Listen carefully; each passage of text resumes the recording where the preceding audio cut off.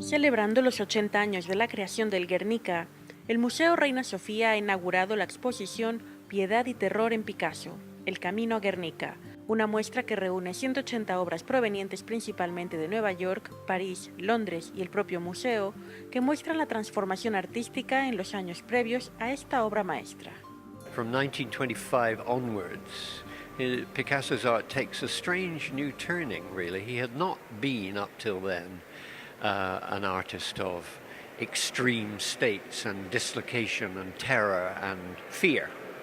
But with the great painting, which is now in Tate Modern and is here in the show, The Three Dances, those subjects arrive. They arrive suddenly, violently, unexpectedly. Picasso himself said later he didn't really understand what he was doing.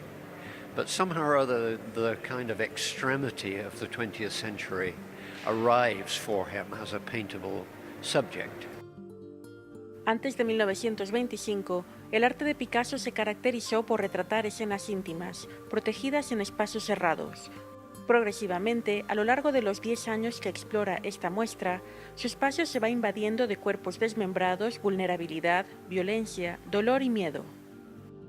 Of course, no one knew Guernica was going to happen, and it happened, and Picasso could hardly believe himself that he was responding to it.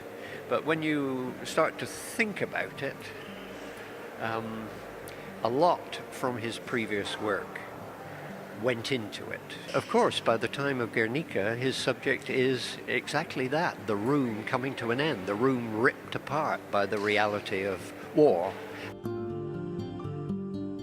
Picasso es capaz de reflejar no solo el terror, sino al mismo tiempo la compasión, la comunidad que genera aquellos sobre los que se inflige el daño. Y es este elemento al mismo tiempo de terror y de compasión el que hace estas obras de estos momentos y el tratamiento que Picasso hace de la mujer especialmente central en su obra.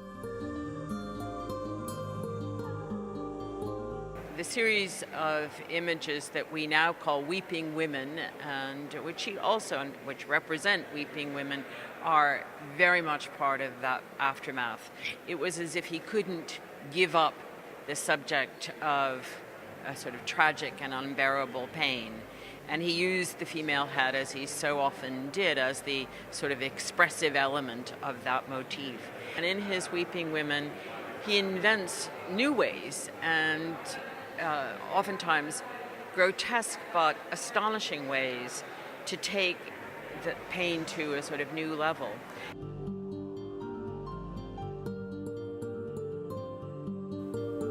Una versión reducida de esta exposición viajará a Colombia, Estados Unidos y México. Para Canal 22, desde Madrid, España, Francina Islas, corresponsal.